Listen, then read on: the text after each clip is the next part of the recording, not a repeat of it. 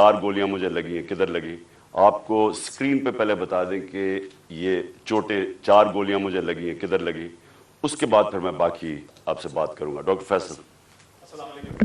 میں X ray اور ان کے جو کچھ امیجز ہیں ان کے ذریعے سی ٹی اسکین کے امیجز کے ذریعے بتانے کی کوشش کروں گا کہ جو خان صاحب کو چوٹیں آئی ہیں ان کی کیا نوعیت ہے اور وہ ایکس رے اور اسکین میں کس طرح سے نظر آ رہی ہیں۔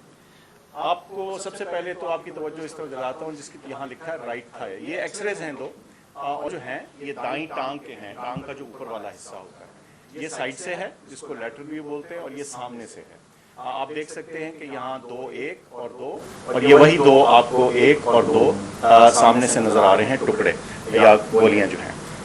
یہ اگر ہم پھر ٹانگ کے نچلے حصے پہ چلیں تو آپ کو 2 علاوہ اس کے ٹکڑے اور گولیاں نظر آ رہی ہیں، ایک یہ اور ایک یہ دوسری والی۔ اور آپ نوٹ کریں گے یہ جو دوسرا ہے اس نے ٹبیا کو، یہ جو ہڈی ہے ٹانگ کی نچلی جو اس کو ٹبیا بولتے ہیں، اس کے اوپر اس نے یہاں سے ڈیمیج کیا، اور جب آپ سائیڈ ویو دیکھیں تو واضح طور پہ نظر آتا ہے کہ جہاں اس نے فریکچر کاز کیا ہے، یعنی ہڈی کا ٹکڑا اکھیڑا ہے اس سے۔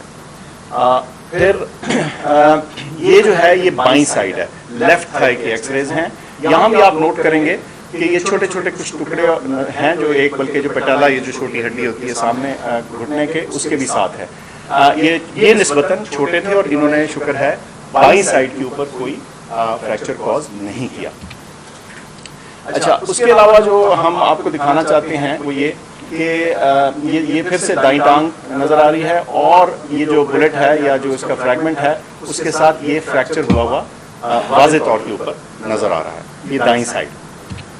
اچھا، اسی طرح میں جو بہت اہم بات ہے آپ کو دکھانا چاہتا ہوں وہ یہ کہ اس اسکین کے اندر یہ جو آپ کو یہ دائیں ٹانگ ہے اور یہ جو لکیر نظر آ رہی ہے یہ یوں چلتی ہوئی یہ والی، یہ دائیں سائیڈ کی مین جو آرٹری ہوتی ہے، شریان ہے یہ وہ ہے، اور اس کے آپ دیکھ سکتے ہیں کہ ادھر اور اس کے بالکل قریب دوسری طرف جو بلٹ کے فریگمنٹس ہیں وہ نظر آ رہے ہیں۔ اس سے واضح ہوتا ہے کہ یہ جو ہماری مین آرٹری گزر رہی ہوتی ہے، شریان گزر رہی ہوتی ہے، اس کے کتنے قریب یہ ٹکڑے موجود ہیں۔ ایکسپلین تو کریں نا۔ اس کا یہ جو بڑی شریان ہوتی ہے ٹانگ کی، ظاہر ہے اس نے پوری ٹانگ کو بلڈ سپلائی کرنی ہوتی ہے، اس کے ذریعے بہت سارا خون جاتا ہے، اور خدا نہ خواستہ اگر اس شریان کو کوئی انجری ہو یا یہ کٹ جائے تو پھر بہت تیزی سے بلیڈنگ ہوتی ہے۔ اور آپ کو میں نے دکھایا بڑا واضح طور پہ صاف نظر آ رہا ہے کہ یہ اس شریان، اس آرٹری کے کتنا قریب یہ ٹکڑے موجود تھے۔ ان کو نکال دیا گیا سرجری کے ذریعے دائیں طرف سے، اور 4 فریگمنٹ یا ٹکڑے جو ہیں ادھر سے نکالے جا چکے ہیں، اور وہ جسے کہتے ہیں ہمارے پاس موجود ہیں۔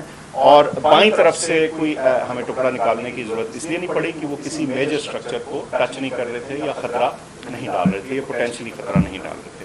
تو یہ جو 4 فریگمنٹ ہیں ان کی تصاویر بھی آپ کو دکھائی ہیں، اسکینز بھی، اور ان کی جو نوعیت ہے اور ان کا خطرے کی نوعیت ہے وہ بھی آپ کے سامنے میں نے رکھی ہے۔ بہت شکریہ۔ جی شکریہ۔ کون سا میں نے بات کی اس میں؟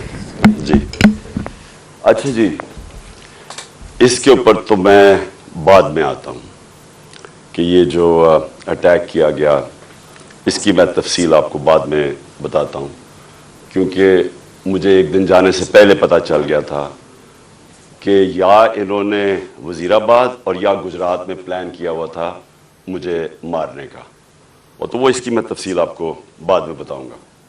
اس سے پہلے میں صرف اپنی قوم کے سامنے ایونٹس رکھنا چاہتا ہوں جو پچھلے 6 مہینے میں ہوئے ہیں۔ یہ ضرور آپ کو سمجھنا ہے کہ اس قوم سے ہوا کیا ہے۔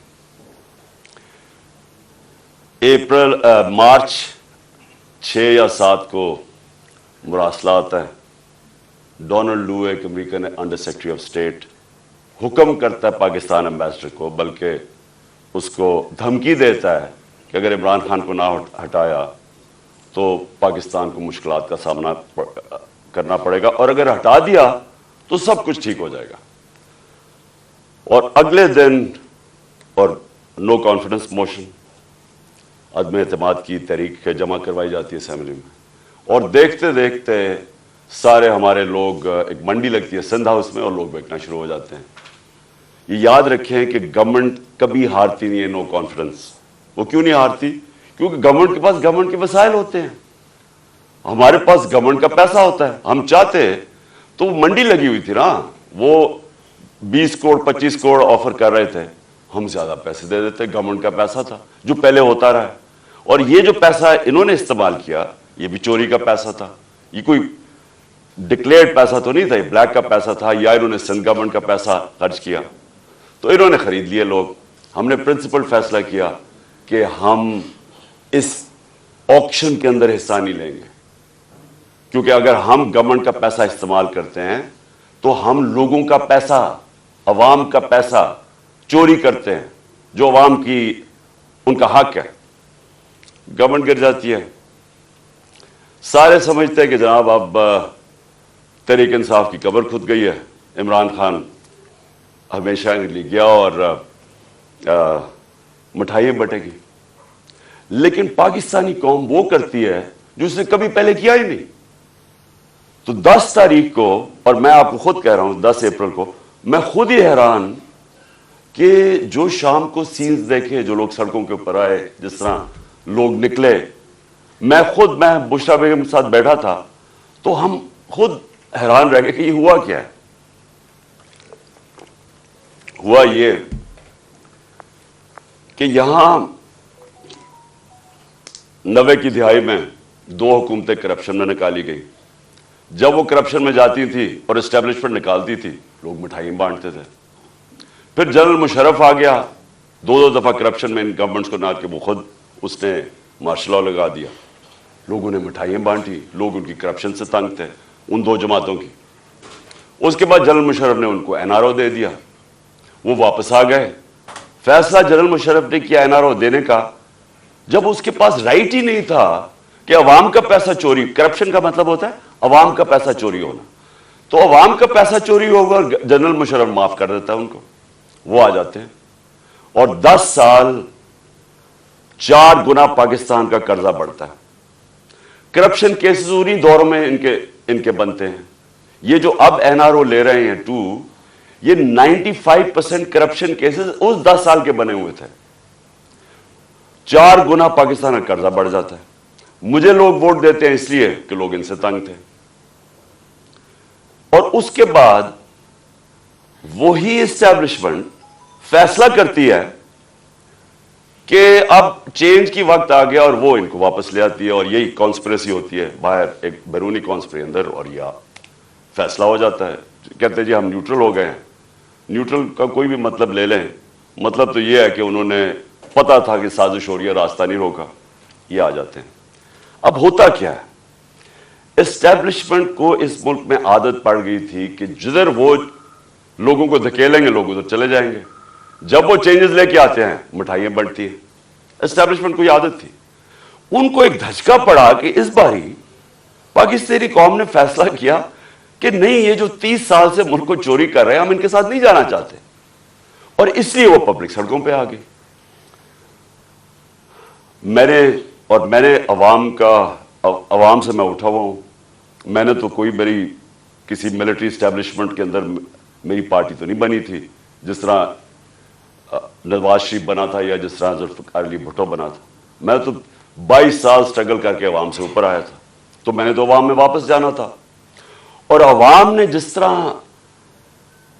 طرح میں اب کیا کہوں, میری پذیرائی کی, جس طرح انہوں نے میری حوصلہ افزائی کی, میں تو خود ہی اس پہ بھی حیران رہ گیا. گرمی کی انتہا, یعنی اس باری اپریل اور مئی دنیا میں کہتے ہیں کہ پاکستان سب سے گرم ملک تھا, اتنی گرمی تھی, اور ایک سے ایک بڑا جلسہ پبلک نے آنا شروع ہو گیا. ہم نے ایک لانگ مارچ اناؤنس کی 25 مئی کو. جب ہم نے لانگ مارچ اناؤنس کی تو انہوں نے 3 لانگ مارچز ہمارے خلاف کی. ہم نے سمجھا کہ آئین اور قانون ہمیں اجازت دیتا ہے, ہم نے ان کو کہیں روکا نہیں تھا, ہم نے ان کو اجازت دے دی, تو یہ بھی ہمیں آنے دیں گے. انہوں نے جو تشدد کیا, جو لوگوں کے گھروں میں 2 دن پہلے راتوں کے 3 بجے جا کے انہوں نے جس طرح کا تشدد کیا, نہ چادر نہ چار دیواری, لوگوں کو اٹھا کے لوگوں کو جیلوں میں ڈالا. کس وجہ سے؟ اس کے بعد انہوں نے جب وہ پرامن احتجاج ہوا وہاں اسلام آباد میں, ان کے اوپر شیلنگ, فیملیز نکلی ہوئی ہیں, ان کے اوپر انہوں نے شیلنگ کی. اور ہم حیران کہ کیا ان کے لیے جائز ہے لانگ مارچ اور ہمارے لیے نہیں ہے. اوپر سے پہلے آپ بیرونی سازش کے تحت آئیں, پھر سارے چوروں کو اوپر بٹھا دیں, ہم احتجاج کریں تو ہمیں بھیڑ بکریوں کی طرح ڈنڈے ماریں. تو اس کے بعد انہوں نے سمجھا کہ پارٹی بالکل ہی ختم